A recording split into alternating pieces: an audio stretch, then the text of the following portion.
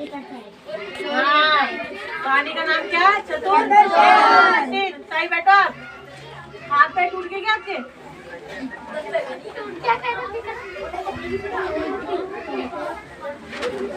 चतुर चोर। देखा आप लोगों ने चोर को चोरी करते हुए। अगर कोई चोर चोरी करेगा तो उसको क्या मिलेगी? सजा। सजा भी कैसी मिलेगी? बड़ी वाली। जेल देखी जेल? जेल में पुलिस क्या करती है? डंडे मारती है। और जो डंडे पड़ते हैं कैसे लगता है? बहुत ज्यादा। हाँ, एक बार एक चोर चोरी करते हुए कहाँ पहुँच गया? पकड़ा गया। एक बार एक चोर चोरी करते हुए क्या गया? पकड़ा गया था। राजा ने उसे फांसी की सजा सुना दी। अब एक चोर था, उल्टा बोला चोरी मान लो, वो चोरी करता था। अब चोरी करते हुए क्या हो गया? पकड़ा गया। वो राजा के वहाँ पे पहुँचा दिया उसको वही। और राजा ने उसको क्या कर दी? सजा सुना दी कि भाई तूने चोरी की इसलिए तुझे मैं क्या दूंगा? फांसी की सजा दूंगा। वह जल्दबाजी से फांसी देने लगा तो बोला कि मैं ऐसी विद्या जानता हूँ। जैसे ही चोर को चोरी की सजा, फांसी की सजा दी गई ना, तो चोर ने क्या बोला कि आप मुझे सजा मत दीजिए, मैं ऐसी विद्या जानता हूँ जिससे आपको क्या होगा? फायदा होगा, जिसका ज्ञान संसार में किसी को नहीं है। मैं ऐसी विद्या जानता हूँ जिसका ज्ञान किसी भी संसार में किसी भी व्यक्ति को नहीं है। उसकी ये बात सुनकर जल्दबाजी में चोर को राजा के सामने ले गया। उसकी ये बात सुनकर जल्दीबाजी में वो चोर को कहाँ ले गए थे? राजा के पास ले गए थे। और राजा उसको सारी बातें बताई। राजा को क्या बताई? सारी बातें बताई कि एक चोर चोरी पकड़ा गया, उसको फांसी की सजा दी गई। फांसी की सजा से बचने के लिए उसने क्या बताई? मेरे पास ऐसा मंत्र है, ऐसा उपाय जो जिसका ज्ञान किसी भी संसार में किसी भी व्यक्ति को नहीं है।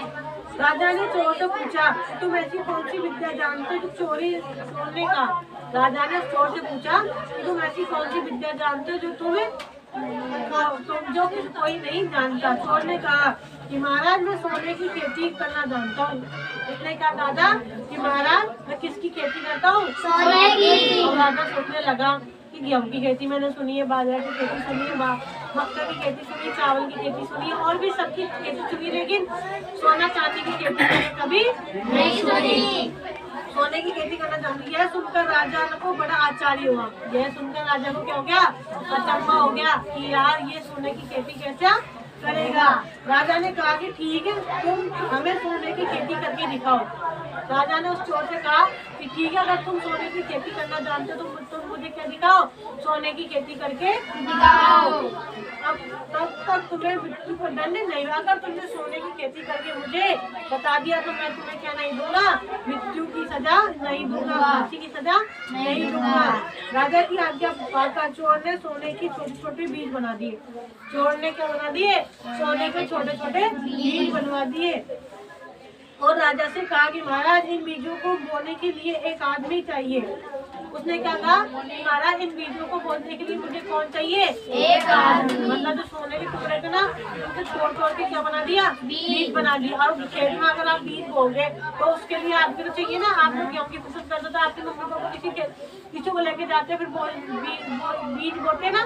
उसने मुझे इसके लिए क्या चाहिए? एक आदमी चाहिए जिससे कभी कोई चोरी नहीं कर सकती, जिसने कभी भी चोरी नहीं की। उसने कहा था कि अगर आपको सोने की खेती करवानी तो ऐसा आदमी चाहिए मुझे जो जिसने कभी भी चोरी नहीं की हो। चोर के मुंह में यह बात सुनते हुए राजा, मंत्री, अधिकारी सब एक दूसरे के मुंह देखने लगे। महाराज चोर की बात सुनकर राजा, सेना, मंत्री जो कोतवाली वो सब क्या करने लगे? एक दूसरे की बात चेहरे को देखने लगे थे। उसमें एक भी ऐसा व्यक्ति नहीं था जिसने कभी भी कोई चोरी नहीं की हो।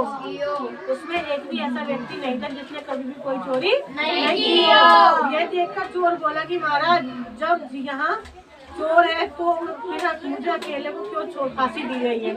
महाराज ने उस चोर ने कहा था कि अगर आपके महल में ऐसा कोई व्यक्ति नहीं है जिसने कभी कोई चोरी नहीं की है, ऐसा व्यक्ति हो तो वो मुझे सोने की खेती के बीज बोने के लिए दे। तो सबने एक दूसरे की शक्ल देखी और सब एक दूसरे की शक्ल देखे। इसका मतलब क्या हुआ? सबने थोड़ी बहुत चोरी करी है। फिर चोर ने कहा था कि अगर आपके महल में एक भी ऐसा व्यक्ति नहीं है जिसने कभी कोई चोरी नहीं की तो फिर सबको सजा मिलनी चाहिए, मुझे अकेले कोई सजा क्यों मिलनी चाहिए? और वो भी कौन सी सजा?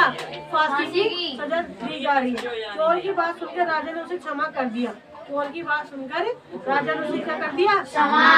इससे मतलब ये हुआ कि आप दूसरे को सजा जब तक दे सकते हो जब तक आप खुद के कोई कर्म गलत करेंगे। अगर आपने खुद ने गलत कर्म करे तो आप दूसरे को भी सजा नहीं दे सकते हो। इसलिए पहले खुद के कर्म देखने चाहिए, उसके बाद दूसरे को ठीक है।